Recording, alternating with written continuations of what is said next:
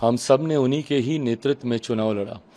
तीसरी बार प्रधानमंत्री जी शपथ लेने जा रहे हैं। ये 10 साल तो ट्रेलर हैं, अभी कई कार्य और होने बाकी हैं। पार्टी की ना कोई शर्त है, पार्टी की ना कोई मांग है।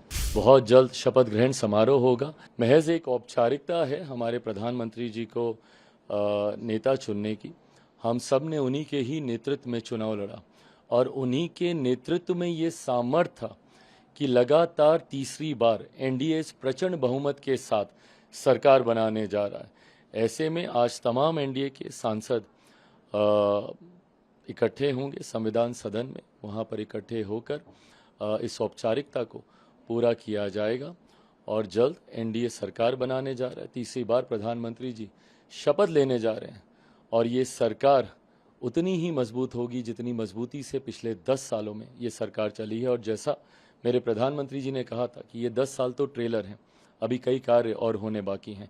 इन 5 सालों में वो तमाम कार्य धरातल पर उतरते हुए दिखाई देंगे। आपने ये भी देखा होगा, कल आपने बहुत इंटरव्यू भी दिया, ये सबके बीच आ रहा था कि एलजेपी की तरफ से डिमांड किए गए हैं, पोर्टफोलियो के डिमांड किए गए हैं, कुछ डिमांड है। क्या आप लोग का वाकई कोई डिमांड? मैं आपके माध्यम से सिरे से, क्योंकि मैं भी मीडिया के माध्यम से कई खबरें अपने ही बारे में, अपनी पार्टी के बारे में मैं सुन रहा था, मैं सिरे से इन तमाम अफवाहों को खारिज करता हूं।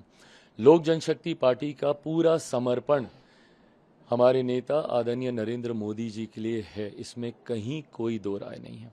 एनडीए लीडर्स की भी अभी परसों जो बैठक हुई थी उसमें भी बिना किसी शर्त के लोक जनशक्ति पार्टी ने अपना पूरा समर्पण हमारे प्रधानमंत्री जी के नेतृत्व के प्रति हम लोगों ने सौंपने का हम लोगों ने काम किया है। और ऐसे में पार्टी की ना कोई शर्त है, पार्टी की ना कोई मांग है।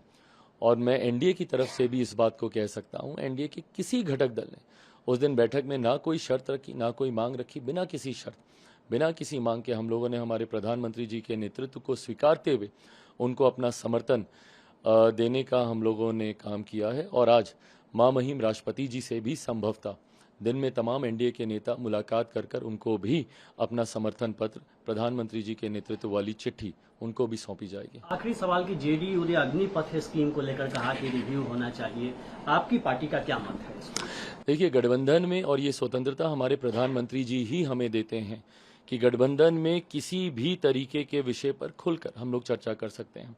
उस दिन भी उस एनडीए लीडर्स की बैठक में भी प्रधानमंत्री जी ने हाईलाइट करके इस बात को कहा कि कोई भी सुझाव हो, एंड माय प्राइम मिनिस्टर, अच्छी बात यह है कि वो हमेशा सजेशन, सुझावों के लिए वो हमेशा सुनने को तैयार रहते हैं। पिछले 10 साल हम लोगों ने इस बात का अनुभव किया। ऐसे में किसी भी घटक दल को किसी भी योजना को लेकर लगता है कि हम लोग को उस पर चर्चा करने की ज़रूरत है, तो मुझे लगता है गठबंधन के भीतर ये सहमति है इस बात की, ये प्लेटफॉर्म हम लोग को दिया जाता है कि उस पर हम लोग चर्चा करें। अंतोगत्वा जो एक आम राय बनेगी। फिलहाल तो अभी इस बात की जानकारी भी नहीं है कि इस योजना के रोल आउट होने के बाद कितने लोगों को इसका लाभ मिला, युवाओं में इसको लेकर कितना जोश है, युवा इस योजना को लेकर अभी क्या सोच रहे हैं रोल आउट होने के बाद। मुझे लगता है एक बार ये तमाम जानकारी हम लोग के पास औपचारिक तौर पर आएगी, गठबंधन के भीतर बैठकर इस पर फैसला लिया जाएगा। अभी कोई इस पर सहमति नहीं बनी? फिलहाल प्राथमिकता सिर्फ सरकार बनाने को लेकर है। बहुत जल्द शपथ ग्रहण समारोह होगा। एक बार ये तमाम गर्मागर्मी सरकार तीसरी बार बन जाए, सुचारू रूप से कार्य करने लग जाए, 100 दिन का हम लोग का एक रोड मैप तैयार हो जाए कि क्या क्या कार्य हम लोग को करने हैं, उस दौरान इन तमाम बातों पर चर्चा हो जाएगी। कोई बड़ी बात नहीं है।